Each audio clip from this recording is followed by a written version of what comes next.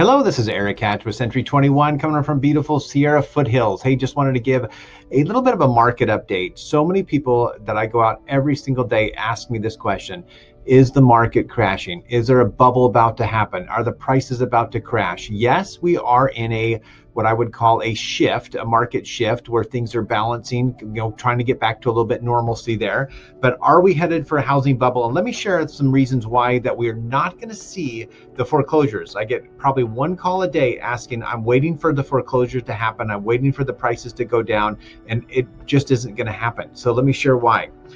Prices will adjust because sometimes people are asking a little bit more than what they should be. But I want to show you this here, going all the way back to World War II from 1945, when that housing began to be, the importance of housing. You can see that the housing in 2006 and 2008, we crashed and went back on the other side. So that's the only time in history since World War II that we have a decline in value that was so fast and so radical that that's where the crash happened. And now we've just kind of taken this huge spike straight up. But let me show you a little bit what's happening here.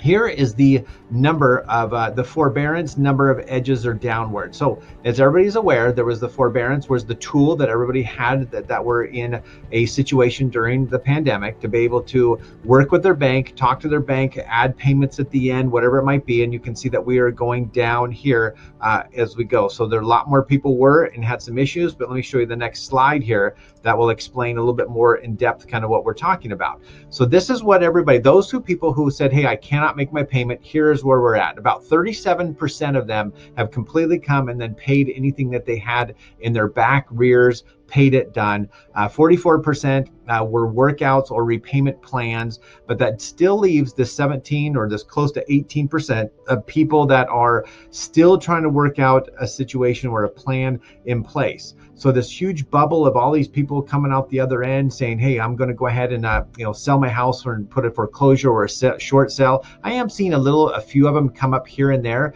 but nowhere near where the people in the media is saying out there that we're having this huge market crash and there's going to be all these foreclosures coming. It's just not happening because the people in forbearance are coming out of it and taking care of business there. So this is Danielle Hale says, we have learned from history that prices can fall. The more important question is if it's going to happen right now. And that's hard to say. And that's a gal from Realtor.com there. And so I want to share this a little bit too. Those who are lenders can help me out on this one as well. But you can see here that the lending in the last several years since the crash has really tightened down. Before you could, right before the crash, you could go out and get no income verification, bad, low to bad credit. You could get all these loans. And you can see here that the product risk back in that 2004, 2007, before the crash was so crazy. And then the borrow risk. And so now you can see what happened here is they've tightened it down so much over the time that now there's a lot less risk there for all these for all these potential foreclosures coming.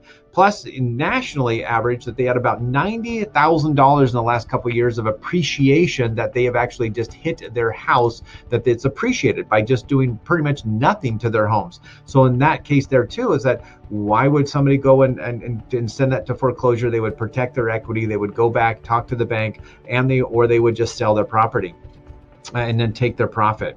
So you can see here on the foreclosure activities of all time, unfortunately, yes, 9 million or so people unfortunately lost their home between 2007 and 2015 through that crash. But you can see that it's just continuing going down and down. And then here are our quarters coming out for our first numbers here that it's just going down. So you can see that we're not having this trend. It's a downward trend right now is what we're seeing going on out there.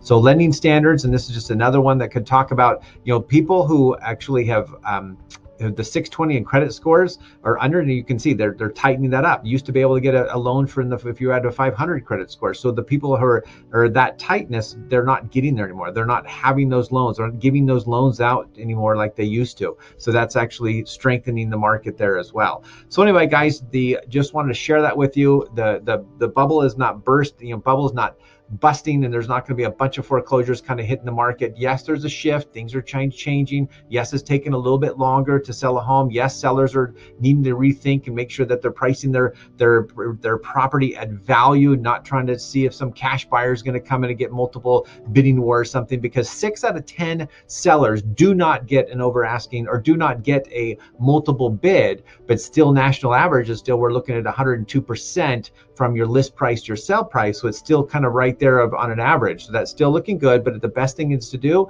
is talk to your real estate professional, price your property at the right price, and you will still be able to sell it. All right, guys, thanks so much. We'll talk to you soon. Take care.